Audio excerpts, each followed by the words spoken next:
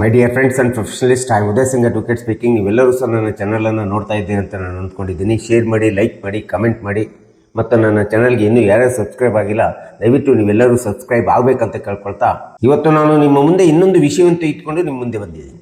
ಇವತ್ತು ನಾನು ಆಯ್ಕೆ ಮಾಡ್ಕೊಂಡಿರ್ತಕ್ಕಂಥ ವಿಷಯ ಅಂತಂದರೆ, ನಿಮ್ಮ ಆಸ್ತಿ ಕಾನೂನುಬದ್ಧವಾಗಿದೆ ಅಥವಾ ಕಾನೂನುಬದ್ಧವಾಗಿರಲು ಬೇಕಾಗಿರುವಂಥ ಪ್ರಮುಖ ಅಂಶಗಳು ಯಾವುವು, ಈ ಒಂದು ವಿಷಯದ ಬಗ್ಗೆ ನಾವು ಈ ವಿಡಿಯೋ ಮೂಲಕ ತಿಳ್ಕೊಳ್ಳಿಕ್ಕೆ ಪ್ರಯತ್ನ ಮಾಡಿ.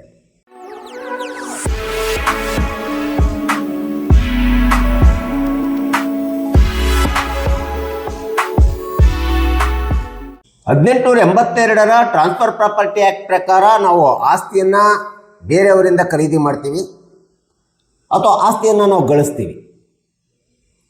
ಸೊ ಈ ರೀತಿ ಗಳಿಸಿದಂಥ ಆಸ್ತಿ ಅಥವಾ ಖರೀದಿ ಮಾಡಿದಂಥ ಆಸ್ತಿ ನಮಗೆ ಗೊತ್ತಿರೋದಿಲ್ಲ, ಅದು ಕಾನೂನುಬದ್ಧವಾಗಿದೆಯೋ ಅಥವಾ ಕಾನೂನುಬದ್ಧ ಇಲ್ಲವೋ ಎಂಬತಕ್ಕಂಥದ್ದು ನಮಗೆ ಗೊತ್ತಿರೋದಿಲ್ಲ.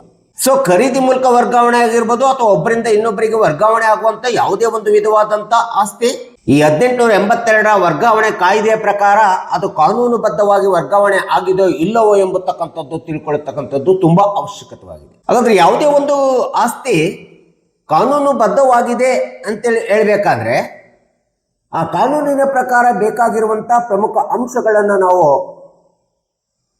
ನೋಡಬೇಕಾಗುತ್ತೆ. ಆ ಗಳಿಸಿದಂಥ ಆಸ್ತಿ ಒಳಗಡೆ ಈ ಎಲ್ಲ ಕಾನೂನುಬದ್ಧವಾದಂಥ ಪ್ರಮುಖ ಅಂಶಗಳನ್ನು ಅಳವಡಿಸ್ಕೊಂಡಿದ್ದಾಗ ಮಾತ್ರ ನಮ್ಮ ಆಸ್ತಿ ನಿಜವಾಗ್ಲೂ ಕಾನೂನಿನ ಪ್ರಕಾರ ಇದೆ, ಬದ್ಧವಾಗಿದೆ ಅಂತೇಳಿ ಹೇಳ್ಬೇಕಾಗುತ್ತೆ. ಸಹಜವಾಗಿ ಒಬ್ಬ ವ್ಯಕ್ತಿ ತನ್ನ ಆಸ್ತಿಯನ್ನ ಇನ್ನೊಬ್ಬರಿಗೆ ವರ್ಗಾವಣೆ ಮಾಡ್ತಿರ್ತಾನೆ ಅಥವಾ ಮಾರಾಟವನ್ನು ಮಾಡ್ತಿರ್ತಾನೆ. ಒಬ್ಬ ವ್ಯಕ್ತಿ ಇನ್ನೊಬ್ಬ ವ್ಯಕ್ತಿಗೆ ಆಸ್ತಿಯನ್ನು ವರ್ಗಾವಣೆ ಮಾಡುವಂತ ಸಂದರ್ಭದಲ್ಲಿ ಅದು ಸೇಲ್ ಅಗ್ರಿಮೆಂಟ್ ಮೂಲಕ ಇರ್ಬೋದು, ಸೇಲ್ ಡೀಡ್ ಮೂಲಕ ಇರ್ಬೋದು, ಅಥವಾ ಮಾರ್ಗೇಜ್ ಮಾಡುವುದರ ಮೂಲಕ ಇರ್ಬೋದು, ಅಥವಾ ಯಾವುದೇ ಒತ್ತಿ ರಿಜಿಸ್ಟರ್ ಮಾಡಿಕೊಡುವುದರ ಮೂಲಕ ಇರ್ಬೋದು. ಈ ರೀತಿ ವರ್ಗಾವಣೆ ಮಾಡಬೇಕಾದ್ರೆ ವರ್ಗಾವಣೆ ಮಾಡುವಂತ ವ್ಯಕ್ತಿಯ ಸಾಮರ್ಥ್ಯ, ಅರ್ಹತೆಯನ್ನ ಹೊಂದಿರಬೇಕು ಆ ವ್ಯಕ್ತಿ ಆ ಆಸ್ತಿಯನ್ನು ವರ್ಗಾವಣೆ ಮಾಡಲಿಕ್ಕೆ. ಈ ಒಂದು 1882ರ ವರ್ಗಾವಣೆ ಕಾಯ್ದೆ ಪ್ರಕಾರ, ಟಿಪಿ ಆಕ್ಟ್ ಪ್ರಕಾರ.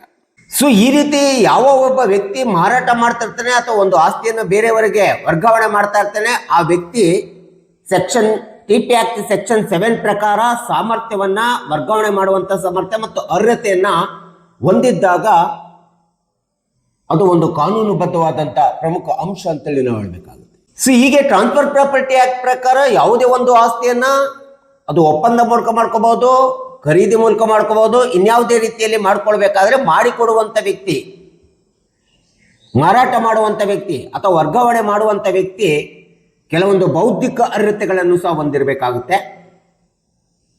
ಅಂತ ಬೌದ್ಧಿಕ ಅರ್ಹತೆಗಳಂತಂದ್ರೆ ವರ್ಗಾವಣೆ ಮಾಡುವಂತ ವ್ಯಕ್ತಿ ಸೌಂಡ್ ಮೈಂಡ್ ಇರಬೇಕು, ಅನ್ಸೌಂಡ್ ಮೈಂಡ್ ಇರಬಾರ್ದು, ಅವನು ಬುದ್ಧಿಮಾಂದ್ಯನ ಆಗಿರಬಾರ್ದು. ಇನ್ನು ಎರಡನೇ ಒಂದು ಪ್ರಮುಖ ಅಂಶ ಅಂತಂದ್ರೆ ಯಾವುದೇ ಒಂದು ಆಸ್ತಿಯನ್ನ ವರ್ಗಾವಣೆ ಮಾಡ್ಲಿಕ್ಕೆ ಅಂತೇಳಿ ಮಾಡುವಂತ ಒಬ್ಬ ವ್ಯಕ್ತಿ ಮೈನರ್ ಕೂಡ ಆಗಿರಬಾರ್ದು, ಅಪ್ರಾಪ್ತ ವ್ಯಕ್ತಿ ಆಗಿರಬಾರ್ದು. ಅಂದರೆ ಸೊ ಇಂಥ ಒಂದು ವ್ಯಕ್ತಿ ತನ್ನ 18 ವರ್ಷ ವಯೋಮಿತಿ ಕಳೆದಿರಬೇಕು, ಅಂದ್ರೆ ಅವನು ಮೆಜಾರಿಟಿ ಬಂದಿರಬೇಕು ಯಾವುದೇ ಒಂದು ಆಸ್ತಿಯನ್ನ ವರ್ಗಾವಣೆ ಮಾಡಬೇಕಾದ್ರೆ. ಒಬ್ಬರಿಂದ ಇನ್ನೊಬ್ಬರಿಗೆ ಮಾರಾಟ ಮಾಡ್ತಕ್ಕಂಥದ್ದಿರ್ಬೋದು ಅಥವಾ ಸೇಲ್ ಡೀಡ್ ಮಾಡ್ಕೊಡ್ತಕ್ಕಂಥದ್ದಿರ್ಬೋದು, ಸೇಲ್ ಅಗ್ರಿಮೆಂಟ್ ಮಾಡ್ಕೊಡ್ತಕ್ಕಂಥದ್ದಿರ್ಬೋದು. ಸೊ ಅಷ್ಟೇ ಅಲ್ಲದೆ ಇಂಥ ಒಬ್ಬ ವ್ಯಕ್ತಿ ತಾನು ಮಾಡುವಂತ ಆಸ್ತಿ, ತಾನು ವರ್ಗಾವಣೆ ಮಾಡುವಂತ ಆಸ್ತಿ, ತನ್ನ ಆಸ್ತಿಯ ಮೇಲೆ ತನ್ನದೇ ಆದಂತ ಕಾನೂನುಬದ್ಧ ಹಕ್ಕನ್ನು ಹೊಂದಿರಬೇಕು, ಅಥವಾ ಆಸ್ತಿ ಸ್ವಂತದ್ದಾಗಿರ್ಬೇಕು, ಅಥವಾ ಸ್ವಯರ್ಜಿತ ಆಸ್ತಿ ಆಗಿರಬೇಕು, ಅಥವಾ ಯಾವುದೇ ಒಂದು ಆಸ್ತಿಯನ್ನ ವಿಲೇವಾರಿ ಮಾಡಬೇಕಾದ್ರೆ ಕಾನೂನುಬದ್ಧವಾದಂಥ ಅಧಿಕಾರವನ್ನಾದರೂ ಸಹ ಮಾಡಿಕೊಟ್ಟಿರಬೇಕು. ಜನರಲ್ ಪವರ್ ಆಫ್ ಅಟಾರ್ನಿ, ಉದಾಹರಣೆಗೆ GP ಅಂತೇಳಿ ಹೇಳ್ತೀವಿ, ಜನರಲ್ ಪವರ್ ಆಫ್ ಅಟಾರ್ನಿಯನ್ನು ಮಾಡಿಕೊಟ್ಟಿರಬೇಕು.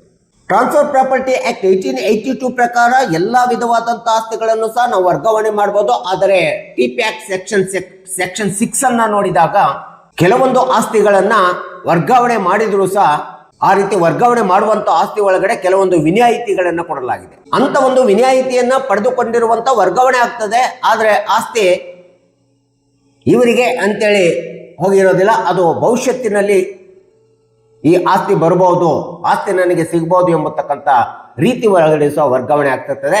ಅಂತ ಒಂದು ವರ್ಗಾವಣೆಯಲ್ಲಿ ರಿಯಾಯಿತಿ ಇರ್ತಕ್ಕಂಥದ್ದನ್ನ ಟಿಪಿ ಆಕ್ಟ್ 1882 ಸೆಕ್ಷನ್ 6 ಸ್ಪಷ್ಟವಾಗಿ ಹೇಳಲಾಗಿದೆ. ಆ ರೀತಿ ವರ್ಗಾವಣೆ ಆಗುವಂತ ಆಸ್ತಿ ಯಾವ್ಯಾವ ಅಂತ ಒಂದು ವಿನಾಯಿತಿಯನ್ನು ಹೊಂದಿರತಕ್ಕಂಥ ಆಸ್ತಿಗಳು ಯಾವ ಅಂತೇಳಿ ನಾವು ನೋಡ್ತಾ ಹೋದ್ರೆ, ಈಗ ಸೇಲ್ ಅಗ್ರಿಮೆಂಟ್ ಮಾಡ್ಕೊಳ್ತಾರೆ. ಸೇಲ್ ಅಗ್ರಿಮೆಂಟ್ ಮಾಡ್ಕೊಂಡ ತಕ್ಷಣ ಆಸ್ತಿಗೆ ತಾನು ಮಾಡಿಸಿಕೊಂಡಂತ ವ್ಯಕ್ತಿ ಮಾಲೀಕನಾಗೋದಿಲ್ಲ. ಭವಿಷ್ಯದಲ್ಲಿ ಆಸ್ತಿ ಸಿಗಬಹುದು ಎಂಬತಕ್ಕಂಥ ಅಂಶವನ್ನು ಇಟ್ಕೊಂಡು ಆಸ್ತಿ ವರ್ಗಾವಣೆ ಮಾಡಬಹುದು. ಭವಿಷ್ಯದಲ್ಲಿ ಸಾರ್ವಜನಿಕ ಹುದ್ದೆ ಸಿಗಬಹುದು ಮತ್ತು ಸಾರ್ವಜನಿಕ ವೇತನ ಸಿಗಬಹುದು ಎಂಬತಕ್ಕಂಥ ರೀತಿಯನ್ನು ಇಟ್ಕೊಂಡು ನಾವು ಆಸ್ತಿಯನ್ನು ಸಹ ವರ್ಗಾವಣೆ ಮಾಡ್ತಕ್ಕಂಥದ್ದು ನಾವು ನೋಡ್ತೀವಿ. ಅಂದ್ರೆ ಸಾರ್ವಜನಿಕ ಸಂಸ್ಥೆಗಳು ಅಥವಾ ಸರ್ಕಾರಿ ಸಂಸ್ಥೆಗಳಲ್ಲಿ ನಾವು ಆಸ್ತಿ ವರ್ಗಾವಣೆ ಆಗುತ್ತಕ್ಕಂಥದ್ದು ಸಹ, ಆಸ್ತಿ ಪಡೆದುಕೊಳ್ಳತಕ್ಕಂಥದ್ದು ಕೊಡ್ತಕ್ಕಂಥದ್ದು ಸಹ ನಾವು ಸಹಜವಾಗಿ ನೋಡ್ತಾ ಇದ್ದೀವಿ. ಇದು ಸಾರ್ವಜನಿಕ ಹುದ್ದೆ ಇರ್ಬೋದು ಅಥವಾ ಸ್ಯಾಲ್ರಿ ಇರ್ಬೋದು, ಆಸ್ತಿ ಸಿಗ್ಬೋದು ಎಂಬತಕ್ಕಂಥ ವಿನಾಯಿತಿಯನ್ನು ಇಟ್ಕೊಂಡು ಸಹ ಆಸ್ತಿ ವರ್ಗಾವಣೆ ಮಾಡ್ತಕ್ಕಂಥದ್ದು. ಇನ್ನು ಕೇವಲ ಮುಕದ್ದಮೆಯನ್ನ ಹೂಡಲಿಕ್ಕೋಸ್ಕರ ರೈಟ್ ಟು ಸೂ ಅಂತೇಳಿ ಹೇಳ್ತೀವಿ, ಅಥವಾ ದಾವಿಯನ್ನ ವ್ಯಾಜ್ಯವನ್ನ ಮುಕದ್ದಮೆಯನ್ನ ಹಾಕ್ಲಿಕ್ಕೋಸ್ಕರ ಕೆಲವೊಂದು ಸಂದರ್ಭದಲ್ಲಿ ಆಸ್ತಿ ವರ್ಗಾವಣೆ ಮಾಡ್ತಕ್ಕಂಥದ್ದು ನಾವು ಕಾಣ್ತಾ ಇದ್ದೀವಿ. ಸೊ ಹೀಗೆ ಆಸ್ತಿ ವರ್ಗಾವಣೆ ಮಾಡಿಕೊಡುವಂತ ವ್ಯಕ್ತಿ ತನ್ನದೇ ಆದಂತ ಇಂಥ ಒಂದು ಎಲ್ಲಾ ಬೌದ್ಧಿಕ ಅರ್ಹತೆಗಳನ್ನು ಹೊಂದಿದ್ದು ಆಸ್ತಿ ವರ್ಗಾವಣೆ ಮಾಡಿದಾಗ ಅದು ಒಂದು ಕಾನೂನುಬದ್ಧವಾದಂತ ವಿಧವಾಗಿರ್ತದೆ ಅಂತೇಳಿ ಹೇಳ್ಬೋದು.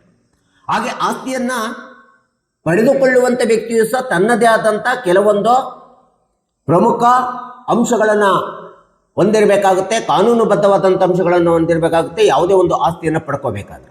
ಈ ರೀತಿ ವರ್ಗಾವಣೆ ಆಗುವಂತ ಆಸ್ತಿಯನ್ನು ಒಬ್ಬ ವ್ಯಕ್ತಿ ಪಡ್ಕೊಳ್ತಿದ್ದಾನೆ, ಒಬ್ಬ ವ್ಯಕ್ತಿ ಕೊಡ್ತಾ ಇದ್ದಾನೆ, ಇನ್ನೊಬ್ಬ ವ್ಯಕ್ತಿ ಪಡ್ಕೊಳ್ತಿದ್ದಾನೆ ಅಂತಂದ್ರೆ ಆಸ್ತಿಯನ್ನು ಪಡೆದುಕೊಳ್ಳುವಂತ ವ್ಯಕ್ತಿ, ವರ್ಗಾವಣೆ ಮಾಡಿಸಿಕೊಳ್ಳುವಂತ ವ್ಯಕ್ತಿ ಅವನು ಒಬ್ಬ ಜೀವಂತವಿರುವಂತ ವ್ಯಕ್ತಿ ಆಗಿರಬೇಕು.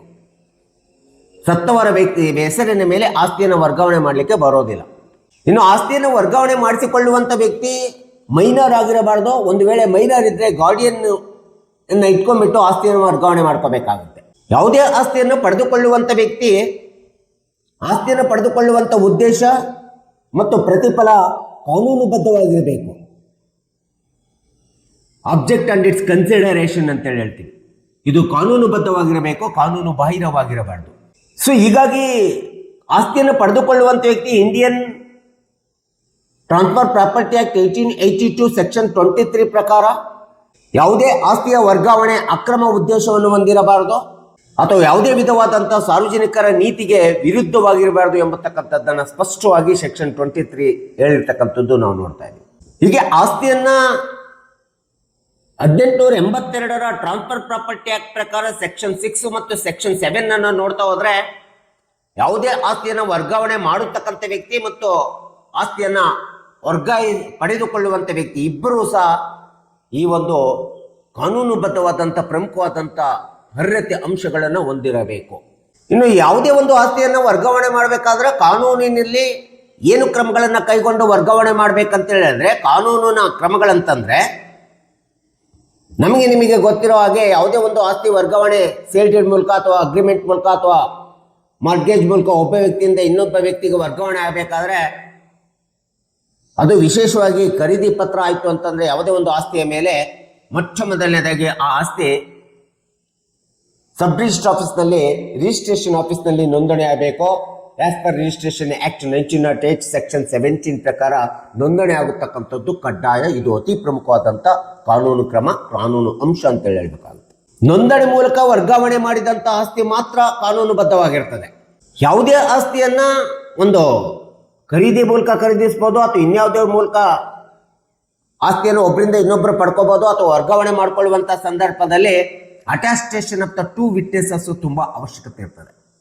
ಅಂತ ಒಂದು ಖರೀದಿ ಪತ್ರಕ್ಕೆ ಅಥವಾ ವರ್ಗಾವಣೆ ಆಗುವಂತ ಪತ್ರಕ್ಕೆ ಇಬ್ಬರು ವ್ಯಕ್ತಿಗಳ, ಜೀವಂತ ವ್ಯಕ್ತಿಗಳ ಸಾಕ್ಷಿ ತುಂಬಾ ಅವಶ್ಯಕತೆ ಇರ್ತದೆ. ಇದು ಎರಡನೇ ಒಂದು ಅತಿ ಪ್ರಮುಖವಾದಂಥ ಕಾನೂನು ಕ್ರಮ ಅಂತ ಹೇಳ್ಬೋದು, ಅಂಶ ಅಂತ ಹೇಳ್ಬೋದು.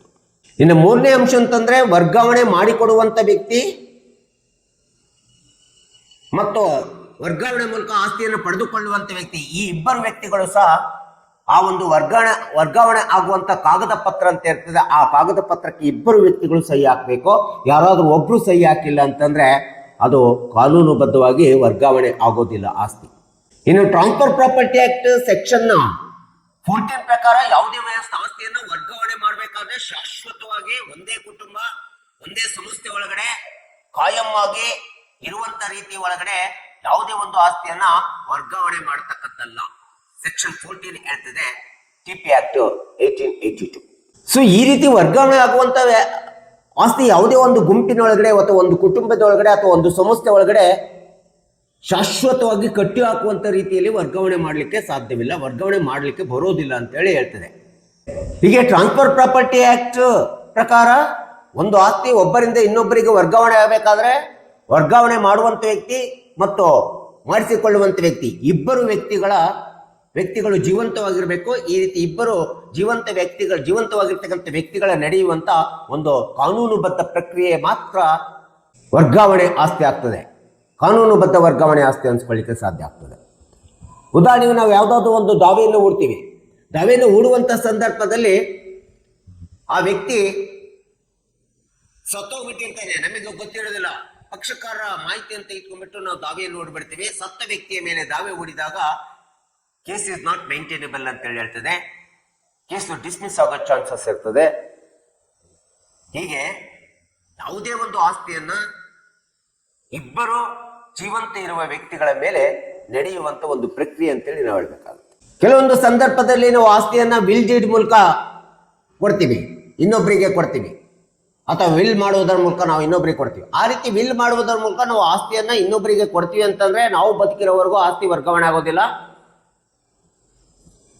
ಹೀಗಾಗಿ 1882ರ ಟ್ರಾನ್ಸ್ಫರ್ ಪ್ರಾಪರ್ಟಿ ಆಕ್ಟ್ ಪ್ರಕಾರ ವಿಲ್ ಡೀಡ್ ಎಂಬತಕ್ಕಂಥದ್ದು ಈ ಕಾನೂನಿನ ವರ್ಗಾವಣೆ ಟ್ರಾನ್ಸ್ಫರ್ ಪ್ರಾಪರ್ಟಿ ಆಕ್ಟಿನ ಕಾಯ್ದೆಯ ಅಡಿ ಒಳಗಡೆ ಬರೋದಿಲ್ಲ.